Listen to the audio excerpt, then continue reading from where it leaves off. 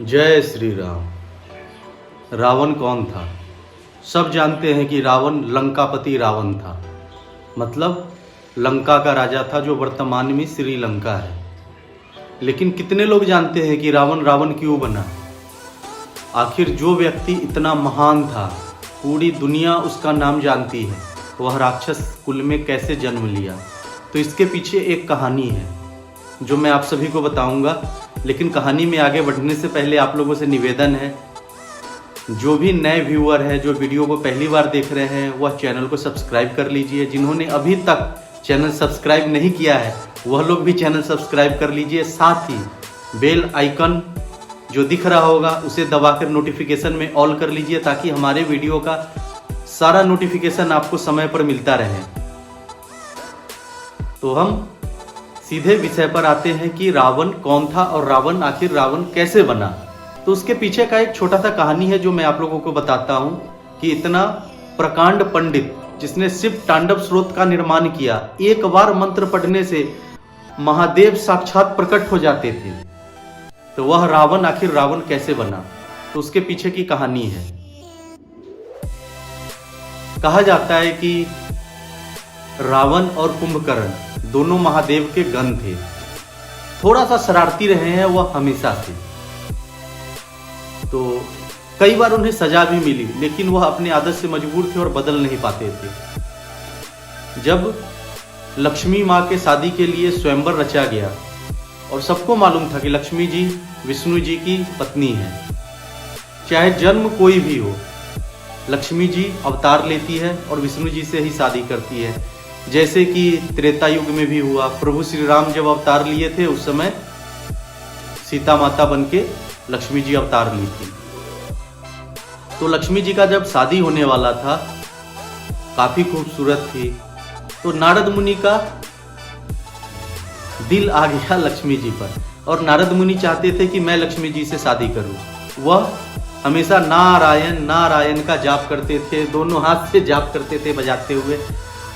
तो वह अपने आराध्य नारायण यानी कि विष्णु भगवान के पास गए और बोले कि मुझे आप अपनी मोहिनी मूरत या मोहिनी सूरत जो भी है वह दे दीजिए, ताकि मैं लक्ष्मी जी से शादी कर सकूं, जो कि संभव नहीं था। विष्णु जी मन ही मन मुस्कुराए और नारद जी को बंदर का रूप दे दिया। नारद जी को लगा कि मैं तो अब मोहिनी रूप ले चुका हूं, मतलब साक्षात भगवान विष्णु का रूप, तो लक्ष्मी जी मुझे देखते ही वरमाला डाल देगी।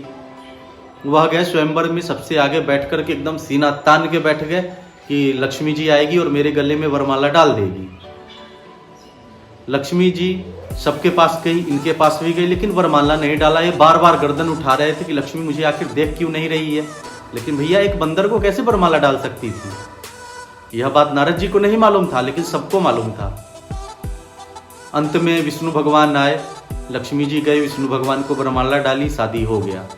इससे काफी दुखी मन से नारद जी निकले और वह जा रहे थे।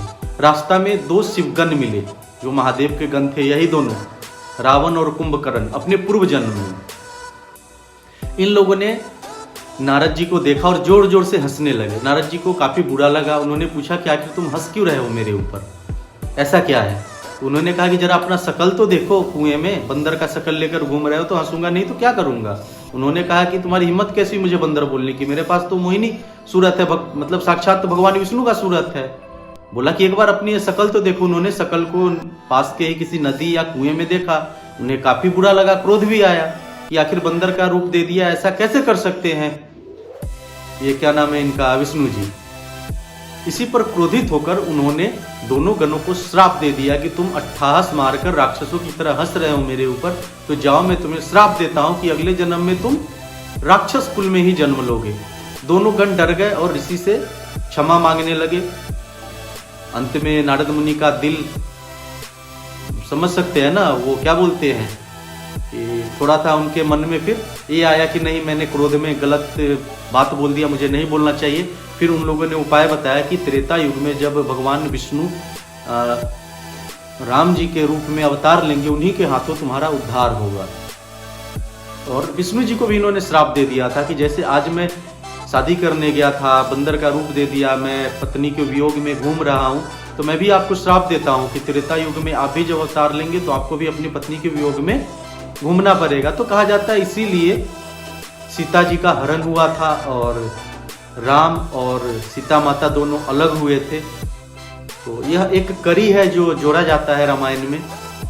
तो ऐसी जानकारियों के लिए आप हमारे चैनल से जुड़े रहिए, हम लगातार आपको कुछ न कुछ जानकारी देते रहेंगे। तो ज़रूरत ये नहीं है कि आप ब्राह्मण कुल में जन्म लिए, आपके पास नॉलेज बहुत है, या आप किसी अन्य जाति में जन्म लिए, आपके पास नॉलेज बहुत है या नॉलेज कम है, तो आप सिर्फ उसी जाति के होके रह जाएंगे।